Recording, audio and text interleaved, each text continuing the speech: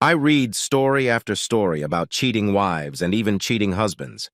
I know that everyone is different and reacts differently to their spouse cheating on them. In most relationships, I would expect the husband to lose his temper and do something about it if he catches the man in bed with his woman. I just read a few stories, and in every one of them, the husband comes home early and discovers an unfamiliar car in the driveway.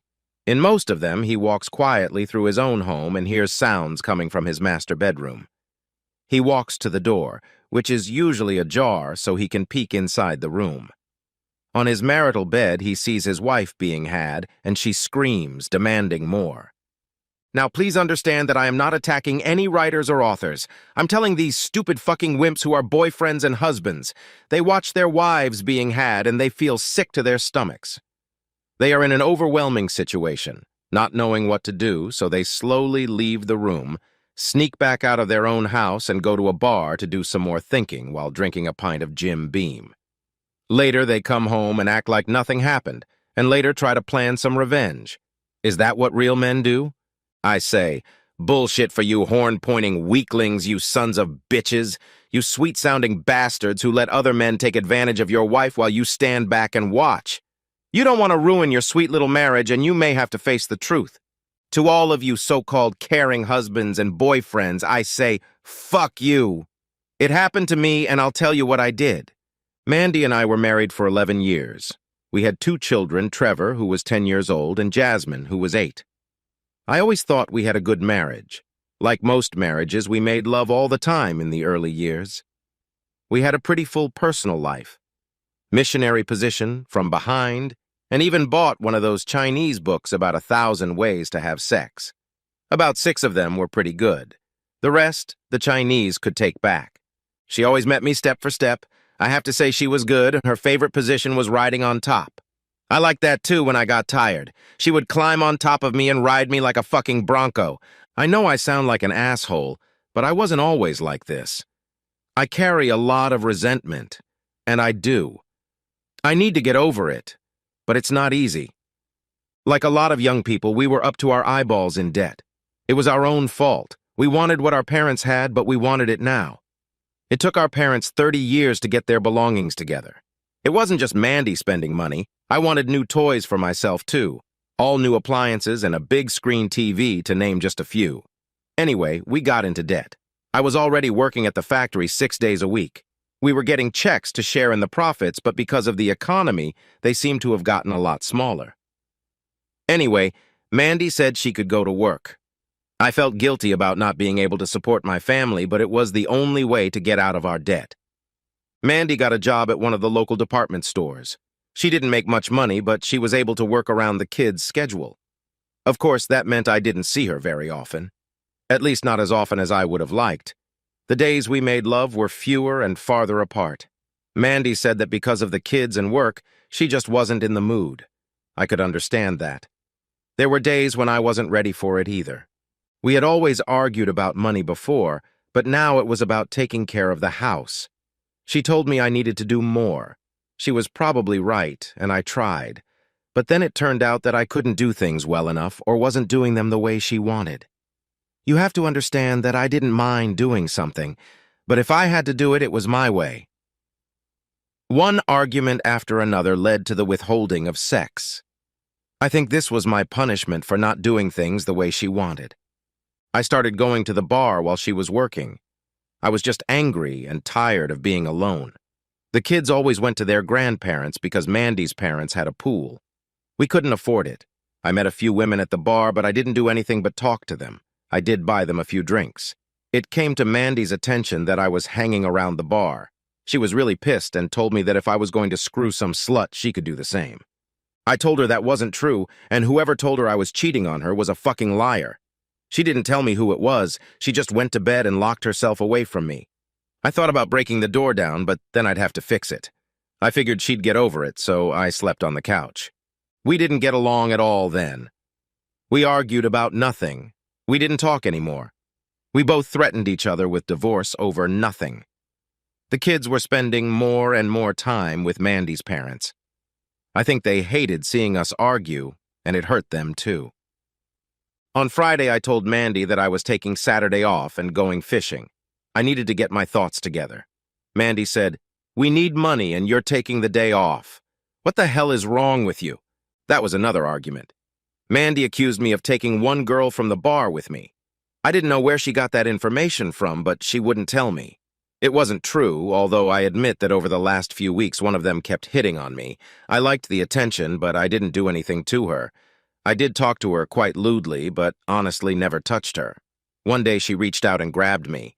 It actually felt good, but I put my hand on top and took her hand away. I told her that Mandy and I had problems in our marriage, but I wouldn't cheat on her. Saturday I got up, grabbed my fishing gear, and went for a walk. I was gone for about 4 hours when I think I finally came to my senses. Sometimes you need to be alone in the wilderness to clear your mind. That's what fishing did for me. I realized how stupid Mandy and I had been. Instead of talking with a clear head, we were both arguing, and neither of us was conceding an inch.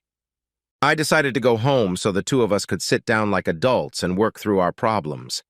When I got home, there was a strange car in the driveway of my house. I immediately thought of those fucking stories and how the wussies reacted. I quietly walked into my house and listened for any sounds. I heard Mandy say, "Ralph, this isn't right, even if Clyde is cheating on me." I looked into the room and saw that Ralph had his hand on Mandy's breasts. Her blouse was unbuttoned and her bra was pulled up above her breasts. I walked into the room. "Oh my God, Clyde, what are you doing home?" "It's not what you think," Mandy said. God, what a stupid phrase. We were both smarter than that. I grabbed Ralph's arm and pulled him off the couch. The zipper on his pants was undone. I picked him up and punched him hard in the stomach. I hit him with a right cross to the jaw. I think I may have dislocated his jaw. I threw him across the living room, knocking over a table and a lamp. I jumped on him and punched him over and over. I stood up and kicked him in the balls. All the while, Mandy was screaming and crying, demanding that I stop. I picked up the bleeding, nearly lifeless piece of shit and threw him out the door onto my lawn. "You fucking whore, get out of my house!" I grabbed her and she screamed as I threw her out the front door, her breasts still sticking out. I slammed the door shut and locked it shut.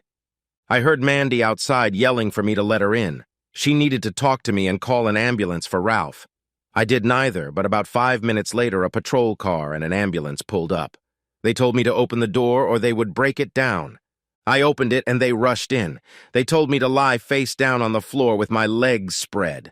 One officer put his knee in my back and handcuffed me. The ambulance was already taking Ralph unconscious to the hospital. Mandy tidied up her clothes and put her breasts back in her bra back where they belonged. They talked to Mandy and took her statement. I didn't say a word. They read me my rights and I refused to talk. They put me in a patrol car and took me to jail. Mandy called the jail and even drove there. I told the officers running the facility that I didn't want to talk to her. It was one of the few rights I had left. An officer, a nice guy named Joe, came up to my holding cell to talk to me.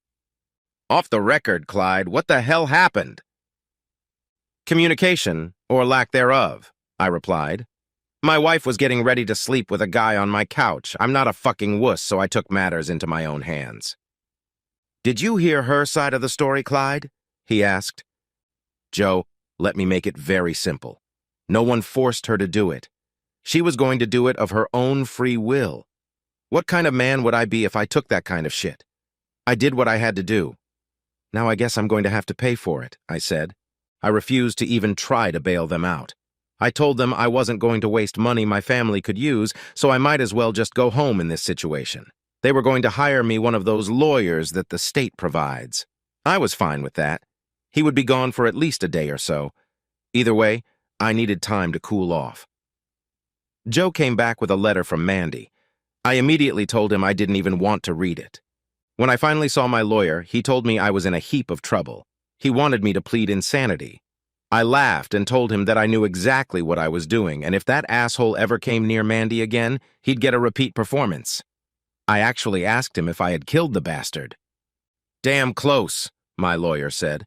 "Broken jaw, 2 ribs, 2 black eyes, and God knows what else. The police couldn't even take his statement about what happened. He was in no condition to speak. All they have is your wife's statement right now. I'm going to visit her myself tomorrow. Is there anything you'd like me to say to her?" "Yes, I would. Tell her she's free to sleep with whoever she wants now, and I want a divorce," I said. I just became a very stubborn asshole. You had to be a hard ass in prison. I didn't even talk to Mandy. I refused to see her. I did get a few messages from my kids saying they missed me and wanted me to come home. Like I could just say, okay, I guess I'll go home tonight. It had been 2 months since the beating, and my trial was about to begin. At least some sort of pre-trial proceedings. The only witnesses were Mandy and this guy Ralph, who I found out worked where Mandy worked. I was sitting in the courtroom when they wheeled Ralph in a wheelchair. I think he broke his leg when I threw him out the door. His jaw was still bandaged, but the bruises were almost healed. My lawyer whispered to me that they had to surgically remove his testicles. They were tamped too far into his scrotum. He would not be able to have children. He was married, but his wife was divorcing him because of this fiasco. He wrote most of his statements as he was hard to understand because of the brace on his jaw. I looked back at the courtroom door and saw Mandy standing there. I felt anger and hurt when I saw her. She had been forced to appear at the hearing as a reluctant witness. They said she didn't have to testify against me, but she had to give her testimony about what happened. Well, I guess I had to hear it after all. Ralph was called first. He basically said or wrote that Mandy had invited him to visit, and they were getting intimate when I burst into the room and started beating him before he could even defend himself. He said he and Mandy were 2 consenting adults. He told the judge that I never gave anyone a chance to explain anything. I had only viciously attacked him. I felt like standing up and slapping him again. I would if I thought I could get close to him. Mandy threw him a very angry look and cried when she looked at me. Mandy was called to testify. She told the judge that she worked with Ralph.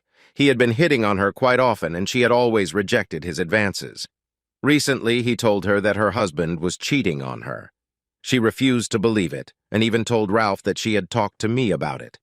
Then one day, Ralph came in with pictures that showed some slut with her hand on my bottom. Now I realized where I had seen Ralph before. He used to hang around outside Jake's bar where I was having a drink. He always kept his distance and never spoke to me. The bastard was taking pictures to use against me. Mandy then said, "I was all shaken up after I found out Clyde was cheating on me. Ralph told me I should get even with him and do the same thing he was doing. I was confused. I love Clyde, but when we are angry, we do stupid things. I told Ralph about Clyde going fishing, and he told me that he overheard Clyde asking the bar whore to go with him. I was hurt, and maybe I even wanted to get even. I don't know. I was so embarrassed. That horrible Saturday, Clyde left and didn't even kiss me goodbye. The kids got up and asked to go to my mom's house for the day. That left me alone in the house thinking about what Clyde was doing. Then Ralph showed up at my door. I asked him what he was doing there, and he told me that he thought I could use some company since my husband was cheating on me. That son of a bitch set us up. I really hope the judge saw that. Of course, Mandy let him in, and seeing him in a wheelchair wouldn't have done me much good. Mandy continued. Ralph came in and I poured him a cup of coffee. We started talking about what Clyde was probably doing right now, and Ralph started flirting with me. He started undoing the buttons on my blouse and pulled my bra down over my breasts. I didn't realize what I was doing. I didn't want this man. I wanted my Clyde, but I sat there and let him touch me. I watched as he leaned over, unzipped his pants, and I remember telling him that it was wrong, even if Clyde was really cheating on me. The next thing I remember was Clyde walking in and grabbing Ralph's hand. I was afraid that Clyde would kill him and I would be sent away. I know I yelled at Clyde to stop, but he was like a madman. He threw Ralph out the door and then called me a whore and a slut and pushed me out too. A few minutes later, the police arrived with an ambulance. Mandy was testifying in court in tears. I tried to contact Clyde and talk to him, but he refused to see me. I was so stupid, so stupid. She got off the stand and looked at me in tears. I had such mixed emotions. According to her, they had never done this before, and there was a good chance she wouldn't have gone for it. I knew she was hurting, but there was nothing I could do but watch. This asshole had ruined our lives. When I made my statement, I made the mistake of saying I would do it again. At the end of the whole trial, I was charged with assault and battery. The judge said that even though it happened in my home, Ralph was considered a guest. I could have asked him to leave, but legally I couldn't beat him to a pulp. The judge gave me 4 years. Mandy left the courtroom in tears. I never spoke to her. One day, sitting in my cell, I decided to write to her. I had something to say, and I had to get it off my chest. Dear Mandy, I do love you and always have. I have never cheated on you. If you go to the bar and ask Sue, I'm sure she will tell you the truth. I'll have my lawyer send you the divorce papers. You're too beautiful a woman to be alone. We made some serious mistakes that I will always regret. If we had communicated more, this might not have happened. I wish I should have, but now it's too late. Tell Trevor and Jasmine I love them. It's a shame their father's a criminal. I just couldn't just stand by and let it happen. I'm not that kind of person. My only regret now is that you didn't believe me and decided to get revenge instead of talking to me. I hope you can find someone. Please forget about me and go on with your life. You should be getting your divorce papers any day now. Always loving you, Clyde. I sent off the divorce papers and gave all our possessions to Mandy. Where I was living now, I didn't need anything. I was even given food and underwear. All I could do now was waste my time. I had no real skills other than working as a laborer, so I started trying to better myself by enrolling in rehab programs. At least when I got out, I could probably get a job. I was put into a welding program. I had done a little welding at my old job, but now I could become a master welder and maybe build a future when I got out. Every night I thought about my family, my kids without a father, and Mandy living without me. Life really did suck. About 2 months went by, and the cell duty officer said I had a visitor. I figured it was a lawyer with my divorce papers. There were 2 types of visitation centers in this prison. Those with glass between them where you talk on the phone, and others where you sit at a table and talk face to face. There was minimal touching in this visitation area. This was the one I was sent to. Waiting for me at the table was Mandy. She looked up, looked at me, and cried. "Hey, Mandy, what brings you here?" I asked. "I don't want a divorce. I'll wait for you as long as it takes. I don't want anyone but you. I made a terrible mistake not believing you. It'll never happen again. I know you may not believe me, but I don't think I'd go any farther than I did. I felt so guilty. I was almost glad when you walked in. Now our lives are a mess because of what we both did. I take half the blame for being so stupid for not trusting you. I did meet this woman, Sue, and she told me that she really cared for you and tried to be affectionate, but you told her you were happily married and wouldn't cheat on me. I told her about Ralph and the pictures, and she got really mad. In fact, she said she had to kill the bastard. How are the kids doing? Are they all right? I asked. They are doing as well as could be expected. I couldn't afford the house, so we're selling it. We moved in with Mom and Dad for a while until we can get back on our feet. We are closing on the house next week. I put all of our furniture and your personal belongings in storage. When you get out, we can start over." She started crying. "I'm so sorry. I miss you so much. I can't live without you. I love you, Clyde. I miss you too, but you need to get on with your life.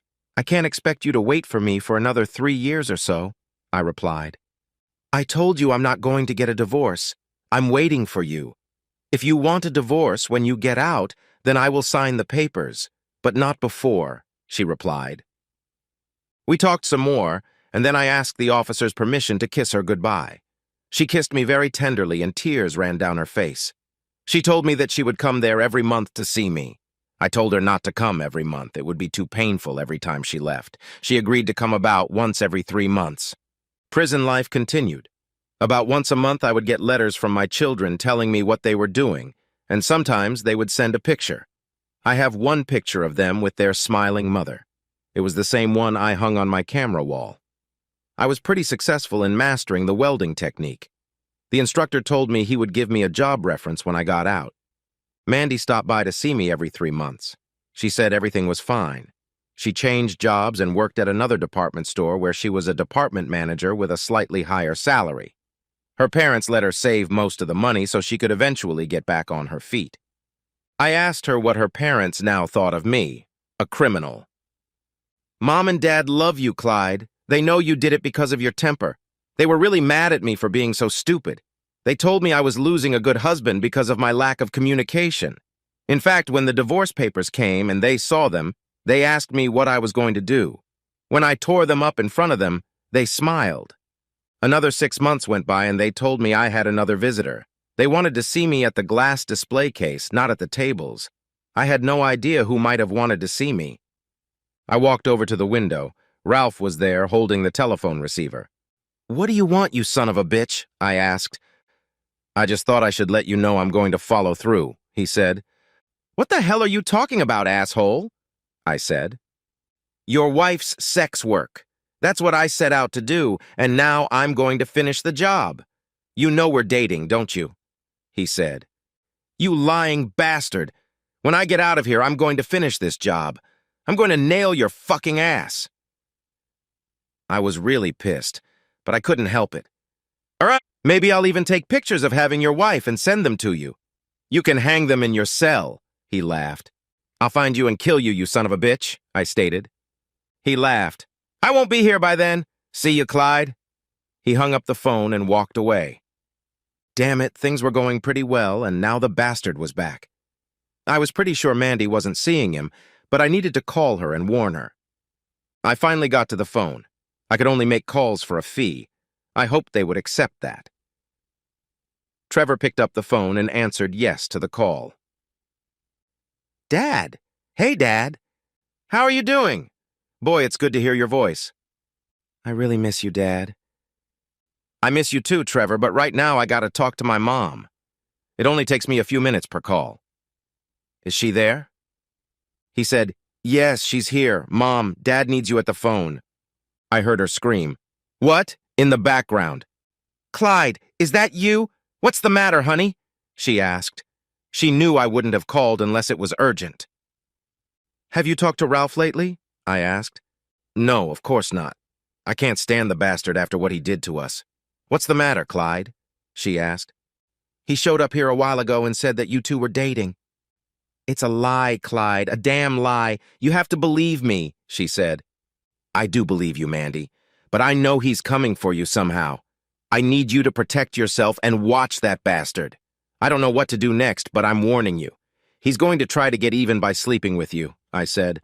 "I'd rather die than let that asshole near me. Honey, I'll be fine. You taught me how to take care of myself. It's no use calling the police because they don't react until something happens." "Just be careful. I have to hang up now. I love you, Mandy." It was all I could do. I didn't want to make any more fuss without proof. I didn't sleep well for a few days. About a week later, another customer came to my tables. "Clyde, I'm Lieutenant Abrams, and this is Officer Ryan. We're from the sheriff's office."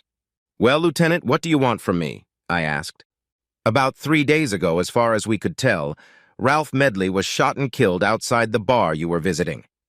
Is there anything you can tell us about that? Do you also own a gun?" "Lieutenant, I spent 2.5 years here because of that asshole. I could hardly shoot him from here, and no, I don't have a gun.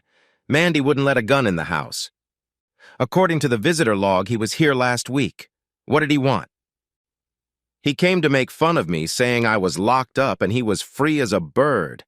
I think it was to sprinkle salt on the wounds, so to speak," I replied. "Any idea who might have had a grudge against him?" he asked. "Look, guys, I don't give a damn about him. He's dead. Good riddance to the wretched scum. What do I care? Hell no. Whoever the hell did it, I hope they get away with it." "Though I heard his ex wasn't too happy with him," I replied. "What about your wife? What's her name? Mandy? She might be interested in seeing him dead," the lieutenant said. "Mandy doesn't have the temperament to do something so disgusting. Hell, she wanted me to call an ambulance when I beat the crap out of him. You're in the wrong place if you're watching Mandy. She's got 2 kids she has to support on her income, and now she lives with her parents. She doesn't have time to wipe her ass, let alone shoot someone," I laughed. "Well, Clyde, thanks for at least talking to us," he said. Hey, were you going to tell me what you know about the shooting? Hell, officer, I told you everything I know." "Fair enough." Ralph walked into Jake's bar around 7 o'clock. He sat idly drinking and met a sexily dressed blonde in the doorway. She never went inside, so the people in the bar couldn't get a proper look at her face. They circled the parking lot, and the next thing the customers heard were gunshots, 2 of them. By the time they got outside, Ralph was dead from 2 Luger shots to the face. The woman was gone. We think it might have been her, but we don't have any proof of that, except that she must have been the last person with him before he was shot. "I'm sorry, I can't help you, but he probably got what he deserved," I said. I wanted to call Mandy and tell her that she had nothing more to worry about. I was afraid someone might listen to my phone call, so I just kept quiet. The shooting was reported in the papers, and it said they had no real suspects. They did mention my name since I beat the crap out of him, but they knew where I was at the time. The next week, it was time for Mandy to visit me again. I was so happy to see her. She asked me if I had heard about Ralph. I told her about the police coming and talking to me. She told me that they had talked to her, too. She told them that depending on the exact time of day she was working or coming home from work. Her parents vouched for her arrival time. I asked her if they had asked her if we had guns. Yes, they did ask me. I told them I don't allow guns in the house, just like you told me to tell people if they ever asked when you bought them years ago. Where's my Luger, the one we bought a few years ago from that crazy street vendor? I asked. Probably in storage with the rest of your stuff, she replied. The important thing is that you're safe. That's all that matters. Being in this prison has given me a lot to think about. When I get out, do you think we can put all this behind us and start over? I asked. She smiled at me and said, I know we can. No more secrets and a lot more communication. I love you, Clyde. I always have and always will. A couple months later, I was called into the warden's office. He told me that I would be released early. It would be in about 2 weeks. I couldn't have been happier. I called Mandy. Honey, can you come and pick me up in about 2 weeks? I asked. You mean come and see you? Yes, I can, she replied. No, not come and see me, but come and get me. I'm on parole, I smiled. I heard Mandy start to cry. Oh my God, oh my God. When? What day? What time? Oh my God, Clyde, I'm so happy. She was still crying. 2 weeks later, I was released. Mandy came and picked me up. She had a different car. She said the old one was out of order. She looked beautiful when she came up to me and kissed me. She was crying and I had tears in my eyes. We headed over to her parents' house and they had a sign out. Welcome home, Daddy! The kids must have done it. My kids looked so grown up when I hugged and kissed them. Other than their pictures, I hadn't seen them in 3 years. My mother-in-law came over and gave me a hug, and I shook my father-in-law's hand. I carried my suitcase into the house and was greeted by several of our old friends. I wouldn't let Mandy go far from me. Honey, where do you want me to sleep? I asked Mandy. In our bed, silly. We moved it downstairs a couple days ago so you and I could have some privacy. It was Daddy's idea, but tonight you and I are going to a motel. I booked a room. I have 3 years of contained love that I've been saving for you. God, I've missed you so much, she said. After everyone had almost left the party and I said goodnight to my kids, Mandy said we'd see everyone tomorrow. It was pretty funny if you think about it. Everyone knew where we were going and what we were going to do. I looked in our closet to see if I had any clothes in there. I opened one drawer and there was a blonde wig in there. Mandy came in and saw me looking at it. I bought it and wore it once. I think I look better as a brunette, she smiled. She pointed to a couple drawers where she had put some of my clothes. I pulled out a fresh change of clothes and some other change to take with me to the motel. We headed for the exit and talked about our future. We both agreed that if either of us had a problem, we would face it head on. No more secrets and lots of socializing. When we got to the motel, we decided to have a drink together. She was sitting at a table looking pretty, so I walked over to get us drinks. When I turned around, there was some guy sitting next to Mandy. I could hear their conversation from where I was waiting for our drinks. Hey, babe, are you here all alone? He asked. Please go away. I'm married and waiting for my husband to return. I'm asking you nicely, but he won't do it, Mandy said. Damn, baby. Why would I be afraid of your old man? He asked. Clyde, honey, please come here, she asked. The man looked at me and said, I'm sorry, ladies and sir, I made a mistake. I mistook you for someone else, and ran out the front door. I looked at a laughing Mandy. What the hell did that all mean? You'd have thought he'd seen a ghost, I asked. Honey, you're very well known in this part of town. You're somewhat of a legend. Almost every man who approached me only had to tell them I was married to Clyde O'Brien and they'd leave me alone. Most people still think you're also responsible for Ralph's death, she replied. We went up to our room and Mandy asked me how I wanted to do it. I told her that I wanted fast and furious sex the first time to get rid of the tension. Then we were going to make slow, intimate love. She undressed as I took off my clothes as well. She climbed onto the bed, and I followed her. She looked at me and said, "Damn it, honey. I needed this as much as you did. Let me get up and go to the bathroom and clean this place up so we can really love each other. I've missed you so much." She got off the bed with her hands between her legs, not wanting to make a mess on the way to the bathroom. I poured each of us a cup when I heard the sound of water running in the shower. I set them aside and went into the shower with her. When she came out, wrapped in a towel, I handed her a drink. A toast to the woman I love. May we always be together. We both took a sip, and I pulled the towel off her and sat her on the edge of the bed. A satisfied smile froze on her face. "I love you so much, Clyde. I think that might have been enough for the first 6 months," she said. "That still leaves us with 2.5 years to spare," I smiled back. Epilogue. In the weeks that followed, I found a job as a welder for a large firm. The man who hired me told me that they give a lot of second chances if the employees are good workers, show up on time, and don't do drugs. He also told me that I came highly recommended. He never said by whom. After a few months, we were able to rent our own house. We had a lease with an option to buy. It was also in the same neighborhood as Mandy's parents. We were going to be a family again. We walked up to the warehouse building, and there stood Lieutenant Abrams and Officer Ryan with 2 other officers who had a warrant to search the warehouse building. I knew they were looking for a Luger.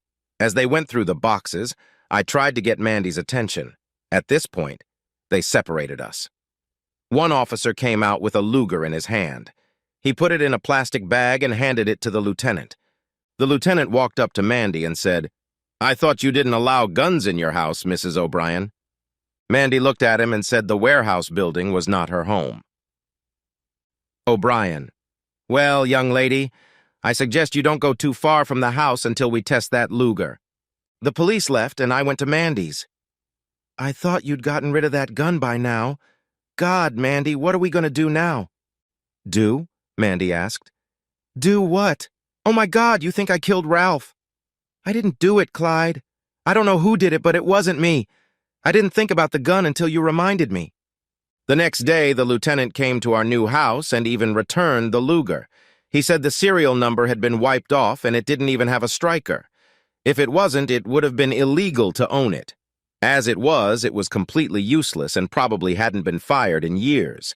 Mandy had told him to keep it or throw it away. She didn't allow firearms in her house. She even wondered how it had gotten into the storage building. Perhaps it had belonged to one of the movers. All she knew was that it wasn't hers. After this strange situation, our lives have largely returned to normal. The main thing I learned was to always communicate better with Mandy. She realized that it all started because she didn't trust me. I could still divorce her, but we would both have lost a lot of time. Our sex life is as good as it was when we first got married. The only thing she knows is that I won't cheat on her, and she knows what would happen if she cheated on me. It's funny when we go out with friends. They always ask me if they can dance with Mandy. I think I'm going to be a legend in our little town for a while. About a month ago, we got a call from the lieutenant. He said we were no longer under surveillance because of Ralph's murder. It was Sue, the woman from the bar.